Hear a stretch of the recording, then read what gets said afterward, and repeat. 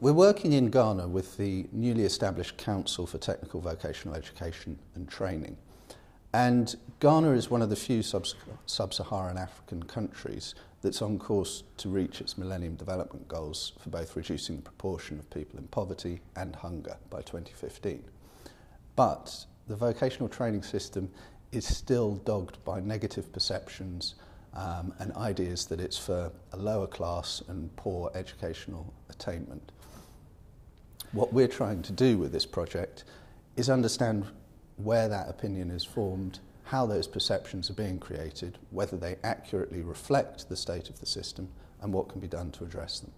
We've developed a suite of recommendations that start with the obvious of sort of running the promotional campaigns, improving awareness around vocational routes, but also looking at the careers advice and guidance system, the reintroduction of careers counsellors to help young people make better decisions, but also to improve the links between employers and practitioners so that people leave with the right skills for employment in a workplace ready, and also to improve the policy environment so that there's support for young people with these vocational qualifications that might help them enter into small businesses, set up access microfinance, and set up the kind of opportunities that will enable them to enter the workplace.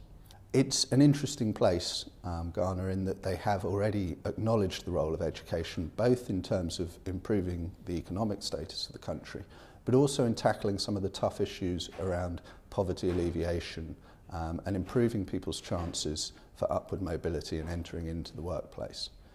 It's a long way from where it needs to be. There's still a lot of stigma attached to a lot of professions, and unfortunately, professions like hairdressing and beauty therapy, automotive repair, have been very negatively stereotyped.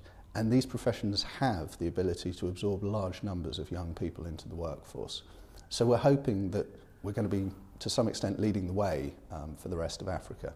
But negative perceptions around vocational education and training are existent the world over. We see them in the UK, where it's often viewed as the poor cousin in the education system, and even in countries such as Germany, where you have a very well-established vet system, there are still the negative perceptions around it, and it is often still viewed as the option for those who haven't achieved academically. This is a fantastic opportunity to help young people access very real and valid vocational options. They have the capacity to change lives, and that's not overstating it. They can help lift people out of poverty and give them a very real chance to progress through the education system and shake off some of the shackles that may have held them back. It's a chance to unleash potential in Africa that remains untapped and that we really need to address if we're serious about lifting both the nation of Ghana and the continent of Africa out of the poverty that it's currently trapped in.